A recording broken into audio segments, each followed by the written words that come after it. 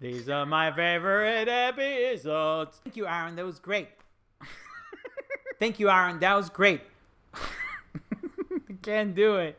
Hello, everybody, and welcome back to Next Studio, running your business with video. Now that we went through what software to use to record your video, how to set up your video studio at home, and video strategy, let's get into editing. Of course, video editing could be as complex as a Hollywood movie. We don't want to go there today.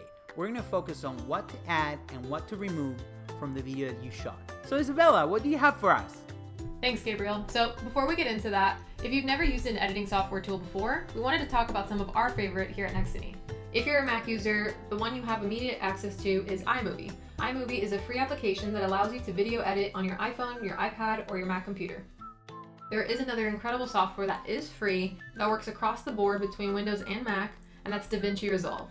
DaVinci Resolve is a professional video editing tool, and it's definitely one you'll have to play around with a good amount to get used to, but it's an incredible color correction and non-linear video editing application. DaVinci Resolve also has some paid upgrades such as DaVinci Resolve Studio, which gives you even more beneficial video editing features, but definitely at a more advanced level. You could also look to other platforms like Adobe Premiere Pro or Final Cut Pro 10. Both of them have incredible features that allow us to meet our video needs. Before you hop into any edit, you really want to think about what kind of video you're trying to make, because that's going to really determine how you edit the video. All of this circles back to the video goals that Gabriel mentioned in our last episode about video strategy. In that episode, we talked about different video ideas, including an email signature video. So I'm going to pass this on to Aaron to show you an example of what that could look like.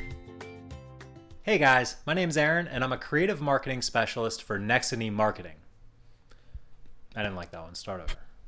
Moving forward with that, the first thing you want to do when editing a sort of video like this is remove the beginning and end until it's clean with the person starts talking and stops talking.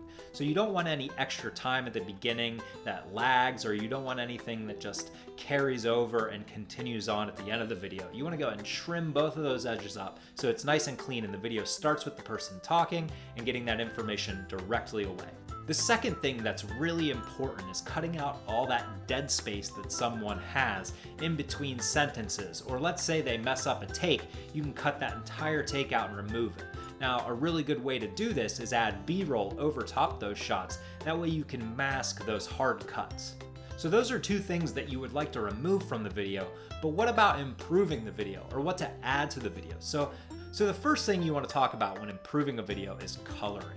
You know, a lot of people will record a video on auto white balance. It's basically a camera setting that's usually automatic within the camera settings, and so people record with automatic white balance. What this does is it'll capture what it thinks is true white, but it might not necessarily be true white. And what this causes is some sort of discoloration. It might make your skin tones a little flat, even green, and you definitely don't want this. You want to make sure that your coloring looks natural so the viewer is focused on the content rather than the actual image. So the second thing to talk about is framing. Now, framing is super important, but if someone messes it up a little bit, you can fix that in editing. So let's go ahead and say the frame is a little bit crooked. What that would do to the viewer is distract them from the actual content, and they would be focused on why is the frame so crooked? Why is this person looking so crooked? So in editing, what we can do is we can actually rotate that frame back to normal and make sure that everything looks clean. That way the viewer, again, is focused on the content and not the errors in the video.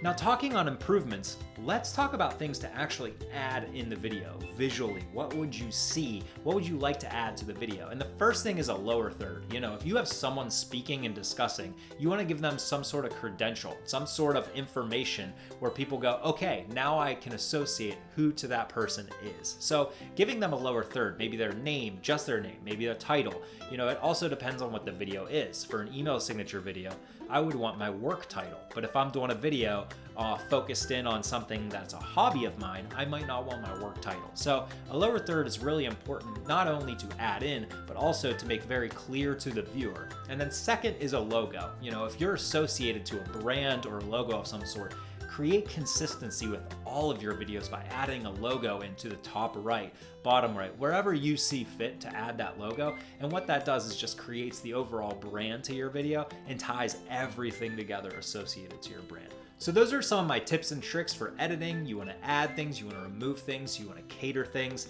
just making the overall changes necessary to make your video complete. Gabriel, back to you. Thank you, Aaron. That was great. And thank you guys for joining us again. Please subscribe to our channel and stay safe. Take care. Bye-bye.